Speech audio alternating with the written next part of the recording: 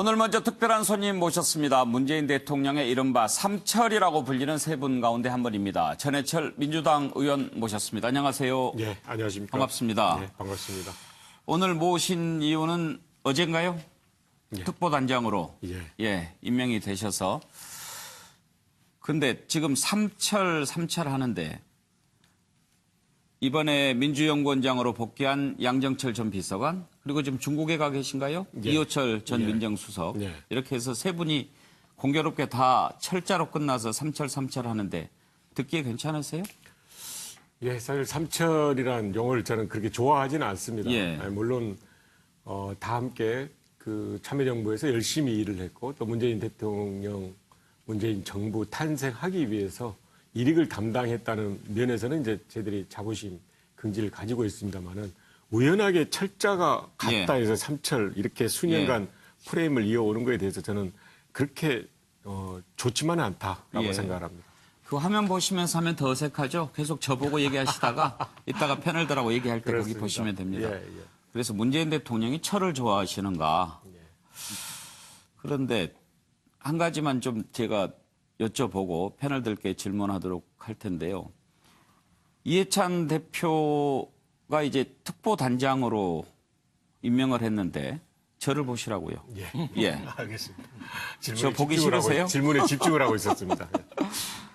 근데 지난번 대표 경선 때도 이해찬 대표 쪽 안 도우셨고 또 원내 대표 경선할 때도 이제 뭐 딱 그쪽은 아니지만 김태년 후보가 이해찬 대표하고 좀 가까운 쪽이라서 근데 그때도 이인영 대표 쪽 밀었죠.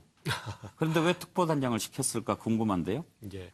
일단 제가 그 이해찬 대표와 함께 일을 한 지 또 모시고 한 지 굉장히 오래됐습니다. 참여정부 때 제가 수석할 때, 민정수석할 때 총리로 일을 하셨고요. 이후에 쭉 노무현 대통령을 모시고 일을 한다든지 또 서거 이후에 여러 일, 예를 들어 노무현 재단에 이사장 하시고 제가 이사를 한다든지 당에 와서도 여러 가지 일들 같이 했습니다.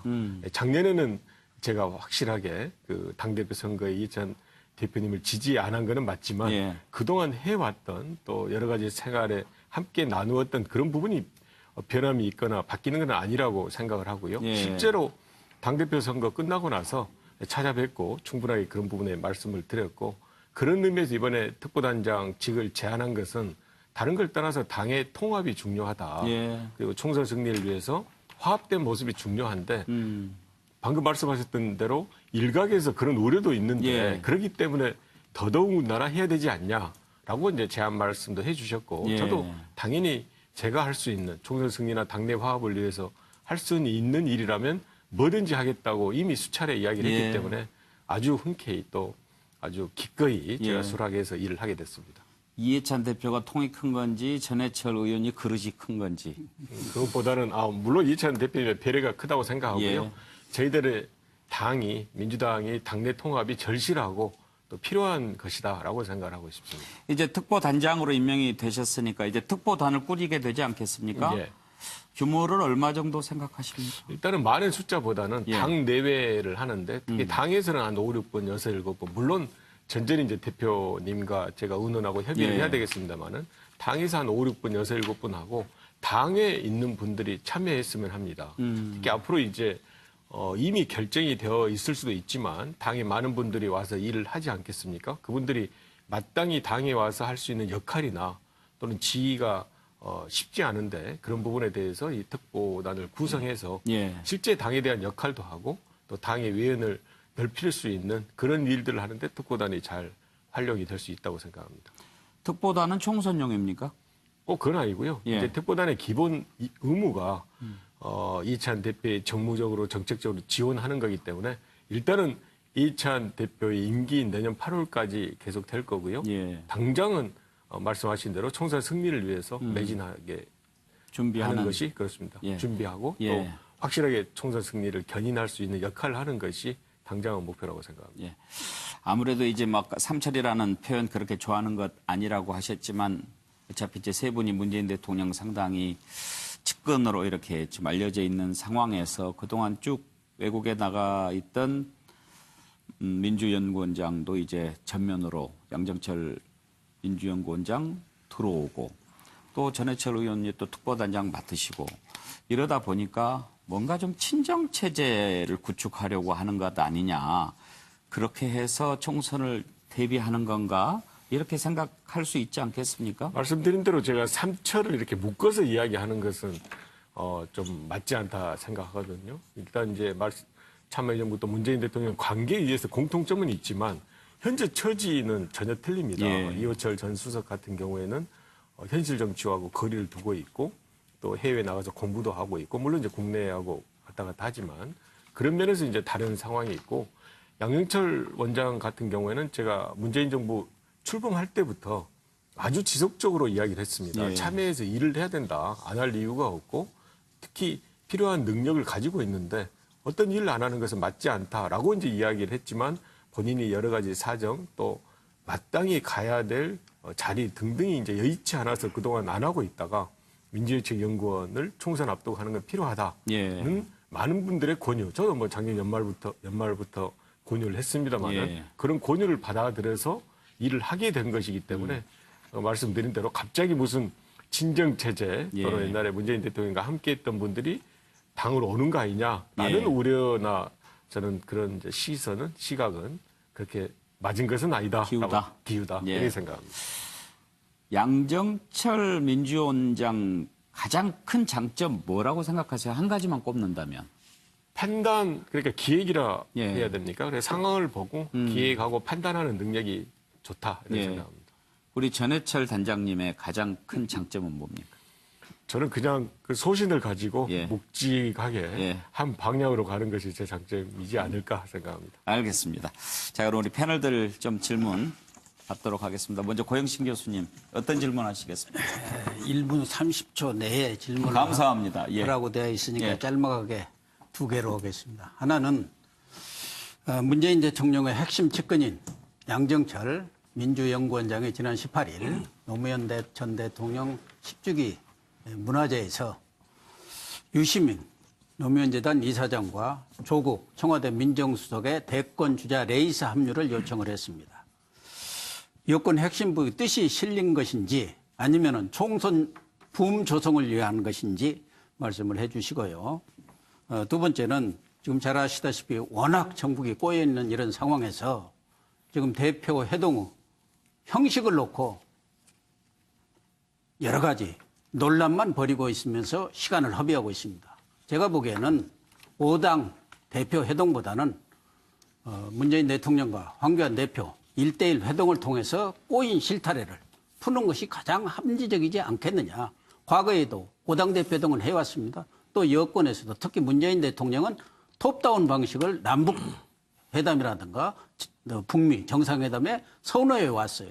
그렇다 한다면은 나머지 세 야당은 지금 뭐 북한의 쌀 식량 지원이라든지 뭐 추경 문제는 큰 이견이 없어요. 그러면 이견이 있는 제1야당 대표와 1대1 談판을 통해서 거기서 맞짱 토론을 통해서 뭔가 합의를 이끌어내야지 그 형식이 그렇게 중요한 겁니까? 당에서 이런 문제야말로 과감하게 대통령한테 건의를 해서 이 정부 돌파구를 열애하지 않겠습니까?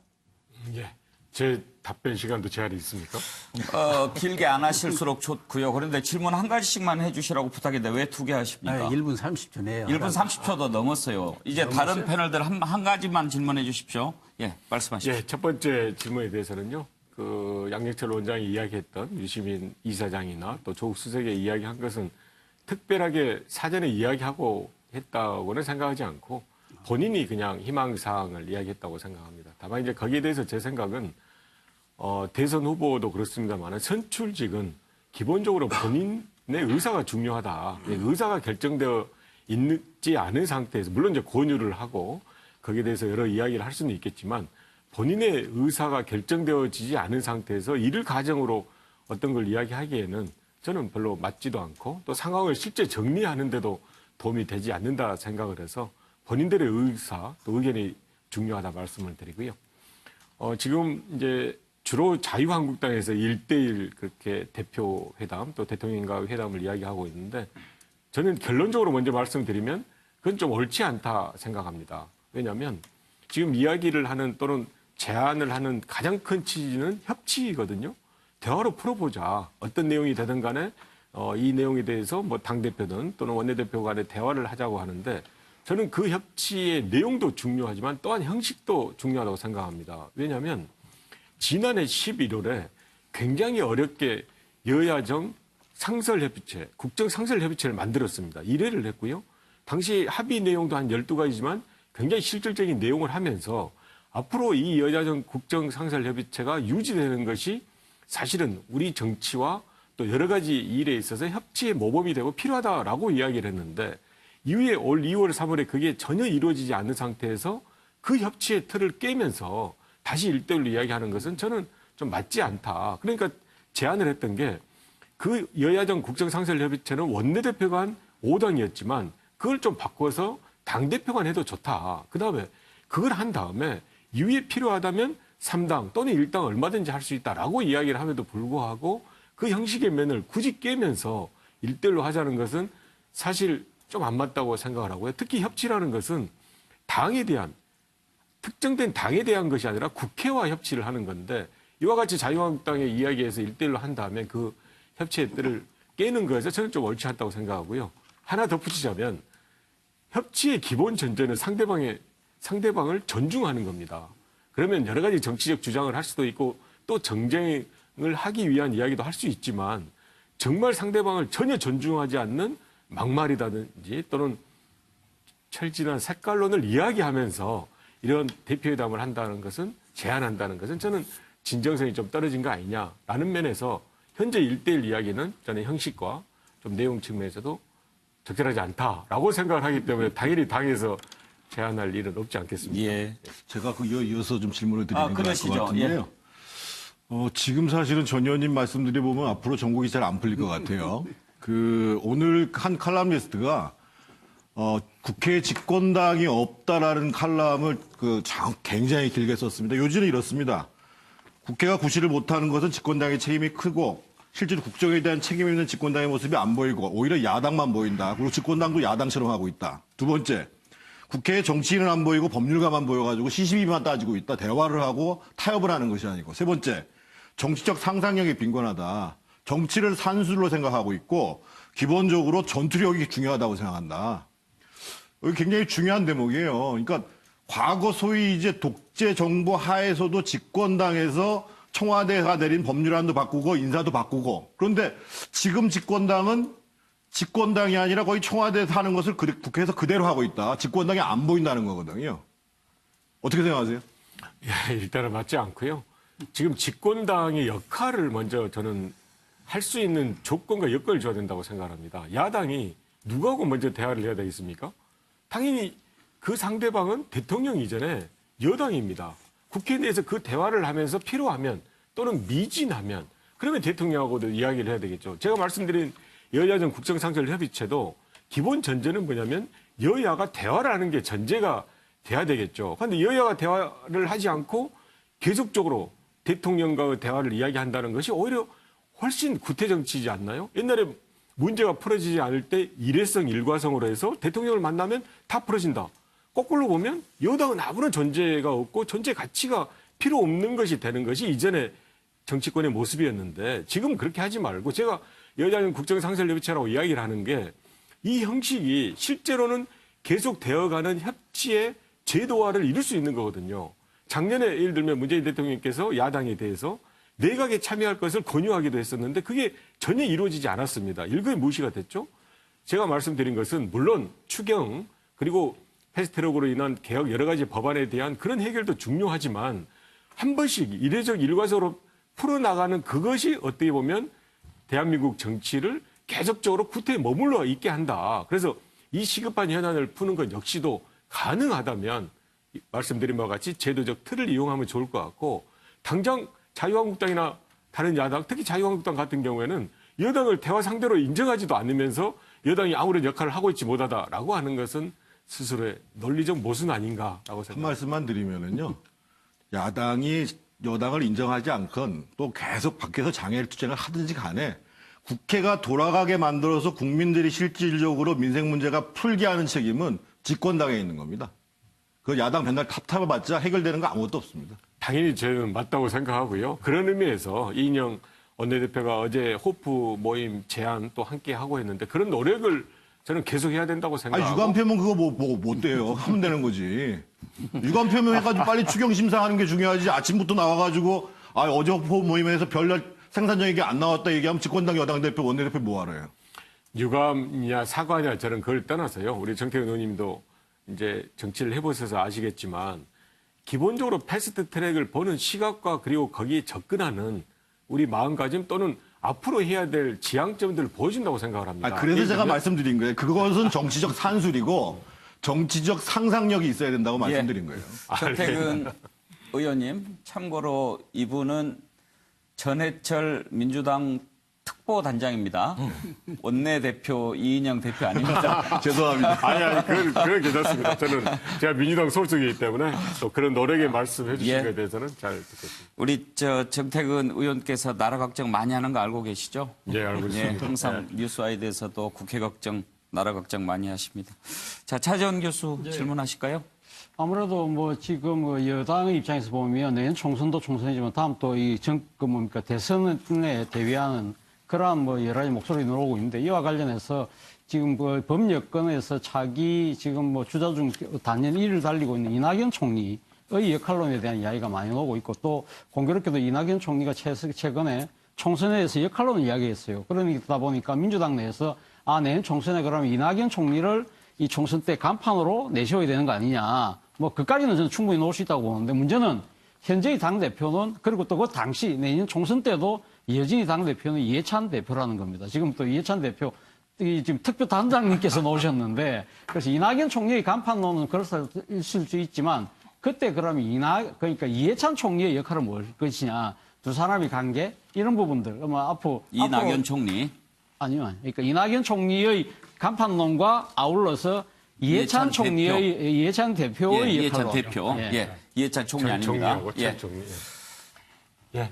총선 승리 제들 중요하다고 이야기하고 있습니다. 실제로 이번 패스트트랙 과정에 봐도 여러 가지 해야 될 일, 개혁 입법이라든지 또 추가로 민생 입법, 더 나아가서 문재인 정부 성공을 위해서 저희들이 이제 총선 승리 중요하다고 생각을 하는데요.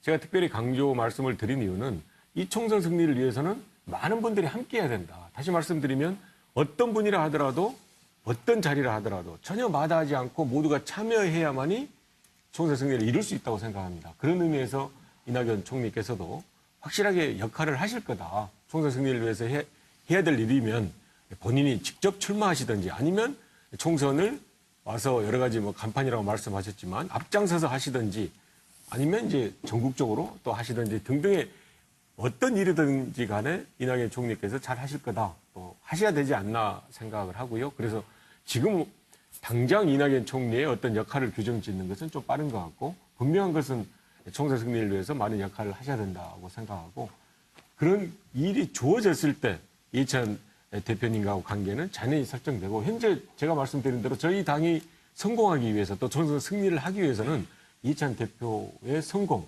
내년 총선 승리뿐만이 아니고 내년 8월에 임기 마칠 때까지 잘 되는 게 저는 굉장히 중요하다고 생각을 합니다.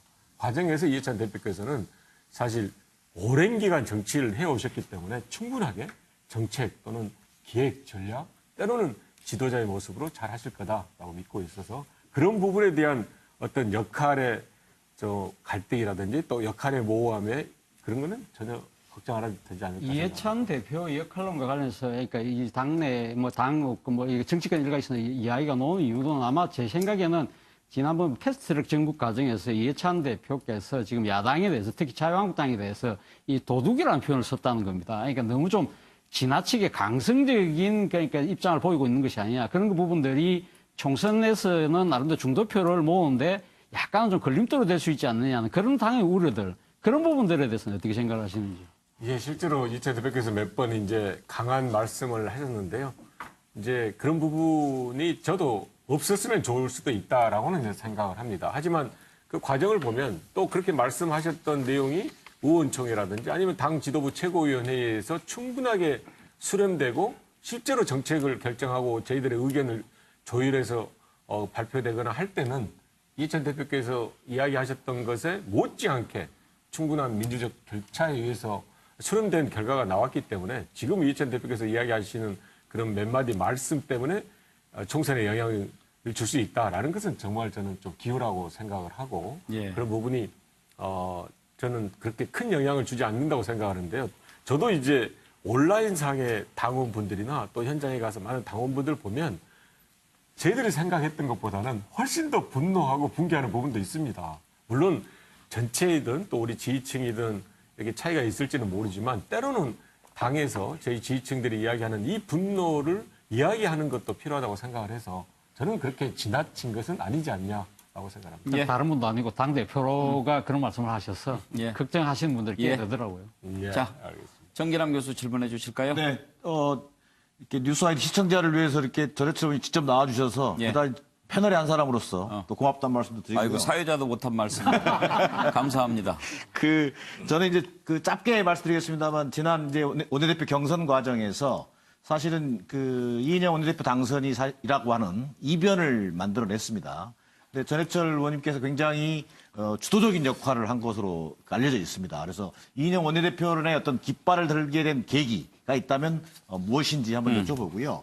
더 나아가서 지금 가장 문제가 되는 것이 당청 간의 소통입니다. 그런 부분에 있어서 전해철 의원님이 가장 적임자일 수도 있고 거기서 좀 역할을 많이 해주셨으면 하는 그런 바람이 있는 것 같아요. 그래서 저는 문재인 정부라는 평가에서 진짜 민주당 정부라고 하는 평가를 받을 수 있도록 하는데 전해철 의원님의 역할이 있다 이렇게 생각합니다. 그런 맥락에서 오늘 뉴스와이드 시청자를 위해서 한 말씀 해주신다면 총선 승리는 너무 당연한 것이고 총선 이후에 정치인 전해철 의원의 목표가 있다면 어떤 것인지 한번 말씀해 주시면 집권 후반기를 또 끌어가야 되니까요. 그런 측면에서 한번 말씀해 주시면 고맙겠습니다. 예. 예, 일단 이인영 원내대표가 이제 당선된 거에 대해서 이제 많은 이야기를 합니다. 제가 어떤 역할을 했는지에 대해서. 근데 이제 이런 부분이 있는 것 같습니다. 그러니까 당대표 선거 경우에는 제가 작년에 공개적으로 페이스북에 어떤 후보를 지지한다라는 이야기를 했는데 사실 원내대표 선거는 그렇게 하기에는 워낙 개개 의원분들이 생각하는 이 층도 넓고 또 독자적으로 판단을 해서 공개적으로 누굴 지지한다는 것이 꼭 효과적인 것은 아닙니다. 그런 면에서 제가 의견을 자제했고요. 또 초기에 너무 이렇게 프레임이 재감이 있는 어떤 후보 이렇게 이야기되는 것도 저한테 이제 부담스러운 부분이 있었는데 그래도 불구하고 제가 이인영 후보가 이야기하는 통합, 화합이라는 부분에 대해서 다른 후보보다도 많은 점수를 줬던 게 사실입니다. 그 점수를 줬다는 것은 당연히 이제 제가 지지를 했던 것은 사실인데 사실 노웅래 의원님이나 특히 우리 김태년 의원님 같으면 저하고 10수 이상 굉장히 가까운 관계인데 그래도 불구하고 이인영 의원이 이번에만은 통합과 화합에 한번 원내대표가 돼서 총선 승리를 위한 당의 구심점이 돼보겠다 또는 당의 좀 모습이 돼보겠다라는 것에 대해서 저는 동감을 했고 그런 부분에 대해서 또 여러 의원님들이 공감해준 그 결과가 이번에 원내대표로 되지 않았나 이제 이렇게 생각을 하고요. 앞으로 이제 중요한 것이 이인영 원내대표가 돼서 특히 청와대나 정부와의 관계, 소통 관계를 더 노력해야 되고 그 부분에 대해서는 확실하게 본인이 원내대표 선거 설명을 할 때 또 출정을 할 때 이야기를 했고 그 당시 현장에서도 그런 부분은 한 점 의혹이 없이 또는 의심하는 부분이 없도록 하겠다고 이야기를 했기 때문에 저는 잘 하리라고 이제 생각을 합니다. 그런 면에서 많은 기대를 하고 있고요. 일단은 말씀하신 바와 같이 총선 승리가 중요해서 제가 이제 특보단장직을 맡게 되고 이런 것들이 아무튼 당에 작든 크든 기여를 할 수 있으면 좋겠다 바람을 가지고 있고 총선 승리를 하고 난다면 이후에 해야 될 것은 문재인 정부 성공을 위한 이번 20대에서도 많이 해야 되겠지만 특히 21대에서 그런 입법들이나 국회에서 해야 될 정치개혁의 과제들을 잘하는 게 필요하고요. 저 개인적으로는 당이 좀 더 우뚝 섰으면 좋겠다. 물론 지금 잘못했다는 것보다도 정책 정당 그리고 좀 더 민주적인 정당, 늘 혁신하는 정당으로 잘 섰으면 하는 바람을 가지고 있는데 그런 정당이 잘 서는 모습에 또한 제가 한번 기여를 할 수 있다면 그런 역할 역시 마다하지 않겠다라고 말씀을 드리겠습니다. 예. 됐습니까? 네. 정기남 교수 마지막 질문의 핵심은 총선 끝나고 대선 출마 선언할 거냐 그걸 물어보고 저는 당대표 출마 당 대표 출마 선언. 예. 그거는 그런 구상을 좀 가지고 계셔야 또 당을 안정적으로 이끌고 우리 있다는 까마귀도 그림을 물어보는데요. 저는 당 대표 출마라고 말씀드리지 않고요. 당이 좀 그런 역할과 확실하게 당에 자리매김하는데 제가 실제 이제 좀 제 개인적인 이야기를 드리자면 제가 2007년 말 참여정부 끝나고 나서 출마할 때, 변호사 하다가 이제 민정수석 하다가 출마할 때 두 가지 생각을 했었는데요. 하나는 노무현 정신을 잇는 정치를 하겠다라는 거였고, 노무현 대통령께서 정말 그 평생을 이야기하셨던 정치개혁에 제가 한번 역할을 하겠다라고 생각을 했는데, 그 정치개혁의 한 주요한 그 해야 될 역할 중에 하나가 정당 개혁이고, 그 정당이 중심 잘 서는 건데, 그런 면에서 제가 민주당이 우뚝 서는데 제가 역할을 할 수 있으면 하겠다라는 말씀을 드리겠습니다. 네. 자, 서정욱 변호사 질문하시죠. 저는 이제 이거 막말에 대해서 한번 여쭙고 싶은데요. 제가 보기 그 몇 년에 한번 볼 수 있는 역대급 막말들이 이렇게 동시다발적으로 너무 처음 봤어요. 뭐 예를 들어 이제 뭐 달뭐 또는 이제 사이코패스, 한세병, 오늘 이게 박쥐까지요. 근데 뭐 제가 의원님 과거를 쭉 찾아보니까 의원님에게 막말이 없는 것 같은데, 근데 의원님이 모시고 있는 이해찬 대표는요, 뭐 도둑 뭐 저는 이제 또는 국가원수 모독죄라든지 결코 이게 막말부터 자유로운 분은 아니라 봅니다. 이런 이제 어떻게 하면 이게 품격 있는 정치가 될지 의원님이 정치인으로서 어떤 생각이 있는지 잠깐 듣고 싶습니다. 말씀하신 바와 같이 근래 자유한국당에서 했던 막말은 정말 심하다고 생각을 합니다. 이제 그 인용도 잘하기 어렵지 않습니까? 그게 그 정도의 막말을 적어도 공당의 대표가 한다는 것은 저는 그 제가 개인적으로 페이스북에 썼습니다만은 정말 분노할 정도로 그거는 해서는 안 될 이야기들을, 그러니까 좀 비난을 할 수는 있겠죠. 그리고 정말 화가 나면 거기에 대해서 격정적인 용어를 쓸 수도 있다고 생각하는데 거기 역시도 전제가 있다고 생각을 합니다. 그런 면에서 현재 하고 있는 자유한국당, 특히 지도부가 하고 있는 그런 막말에 대해서는 저는 정말 자제하면 좋겠고, 그런 부분은 없어지는 것이 저희 정치 발전이라고 생각을 하는데요. 말씀하실 때 이찬 대표께서 이야기하신 것을 했는데, 사실 그 패스트트랙 그 국면이나 이렇게 쭉 할 때 정말 저희들 분노했습니다. 왜냐하면 이 국회법, 국회 선진화법 때문에 제가 19대 말에 그 필리버스터를 수일간, 수십 시간, 수백 시간 했지 않습니까? 그건 다 하나의 이유죠. 그 법을 지키기 위한 거거든요. 그 법이라는 게 동물국회라 해서 많은 국민들이 지탄하고, 그러기 때문에 여야가 사실은 그 당시에 자유한국당이 우선적으로 주도해서 만들었던 법인데, 그런 부분이 일거에 그 무너질 때 어떻게 보면 제대로 무력감인 거거든요. 그리고 밖에서는 너희들 뭐 하냐고 이야기할 때, 아까 말씀하신 대로 정치력이라는 게 물론 야당과 함께 할 때도 정치력이지만, 때로는 국민들이 보거나 또 지지자가 봤을 때는 그럴 때 아무런 역할을 하지 못하고 있는 그 심정도 있는데, 그럴 때 정말 그 분노와 그 화냄에 의해서 표현했던 용어를 앞에 이야기했던 그 막말과 저는 동일선상에서 이야기하는 것은 좀 맞지 않다, 그렇게 생각합니다. 예.